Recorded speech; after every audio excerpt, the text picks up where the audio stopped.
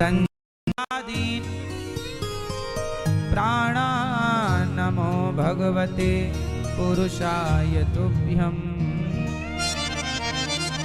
ध्रुव जी ने कहा प्रभु मेरे अंतःकरण में बस जाइए।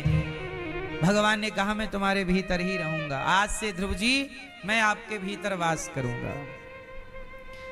भगवान कहाँ वास करते हैं? हम सबके भीतर, अंदर। इसलिए उस परमात्मा को अपने हृदय में अनुभव करो कि मेरे भीतर परमात्मा है, मैं जो कर रहा हूं वो सब कुछ देख रहे। इसलिए वही कार्य करो कि जब परमात्मा देखें तो आपको शर्मिंदगी महसूस ना हो कि मैंने ये गलत कर दिया। क्योंकि साक्षी कौन है? हर काम के भगवान। इसलिए भगवान का नाम है साक्षी गोपाल। उज्जैन में महाकाल भगवान का दर्शन करने के बाद दर्शन की साक्षी कौन बनेगा? इसलिए वहां साक्षी गोपाल है कि नहीं? भोलेनाथ का दर्शन किया कि नहीं? कौन बताएगा? तब साक्षी गोपाल जी का दर्शन करोगे तो भगवान साक्षी बनेंगे कि हाँ इन्होंने फलानी तारीख को उज्जैन आकर के भगवान शिव का दर्शन किया है।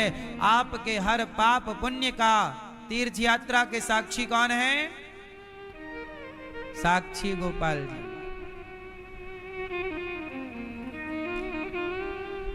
पुरी में भी साक्षी गोपाल जी हैं। जगन्नाथ भगवान के दर्शन के बाद लोग साक्षी गोपाल जी का दर्शन करते। प्रभु आप साक्षी बनना कि मैंने ये कार्य किया। इसलिए हमारे हर कृत्य के साक्षी कौन है? हमारे गोपाल जी।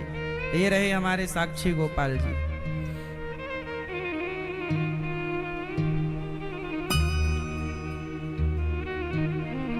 अब ध्रुव जी ने भगवान की कृपा पाई, राज्य शासन किया, बहुत लंबे समय तक शासन किया। इनके भाई को यक्षों ने मारा, ध्रुव जी ने भी मारा, हिसाब किताब किया और मृत्यु के सिर पर पांव रखकर ध्रुव जी भगवत धाम चले गए अपनी माता को लेकर के। इन्हीं के वंश में आगे चल करके पृथु भगवान हुए जिन्होंने पृथ्वी का दोहन किया। पृथ्वी को तो जंगल में भीलों ने पकड़ लिया भरत जी को। बोले अरे मिल गया मिल गया। बोले इसकी बलि चढ़ाएंगे देवी को।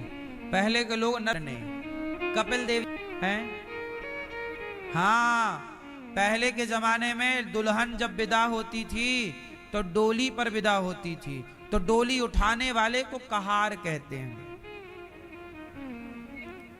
क्या कहते हैं? ये है शरीर तो मरा हुआ है, जीवन का अर्थ क्या है सब कुछ बताया। राजा रहुगण चरणों में गिर पड़े। राजा रहुगण ने भरत जी को प्रणाम किया। दोनों अपने अपने रास्ते चले गए। भगवत प्राप्ति हुई। नरकों के नाम है, वहां नरकों में डाल करके तुम्हें वही यातना दी जाएगी जो तुम्हारे योग्य है।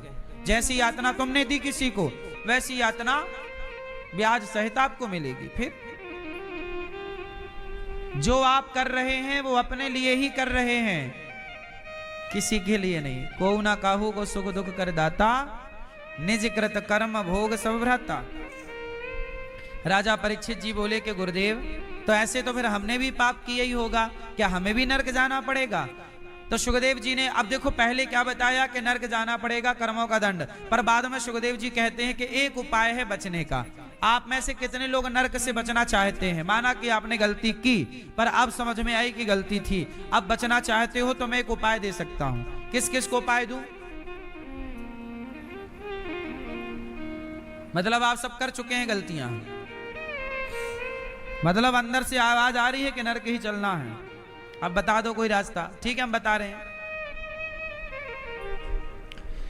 हम सब नरकगामी हैं, ये बात बिल्कुल सत्य है। हम सब ने पाप किए हैं, कोई जानकर किया है, कोई अनजाने में। इस धरती पे आने वाला हर जीव पाप करता ही करता है। बच पाना बड़ा कठिन है, पाप से बचना। लेकिन भगवान ने हम सबके लिए एक ऑप्शन रखा है। क्या? पापी से पापी भी मुक्त हो सकता है, बच सकता है नरक जाने से, भोगने से बचेगा। क्या करें? तो सुनो, एक अजामिल नाम का पापी था। जी ने इंद्र के हाथों मृत्यु हुई। भगवान के एक परम भक्त हुए हैं प्रहलाद। यदा देवेषु वेदेषु गौसु विप्रेषु साधुषु धर्मे मयि च विद्वेषः सवासु।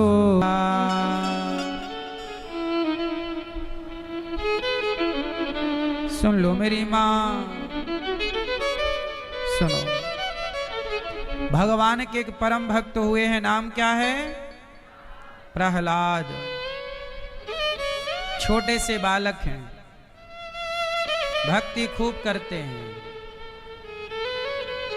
हिरण्यकश्यप बोला कि किसका नाम जप रहे हो? प्रहलाद जी बोले भगवान का।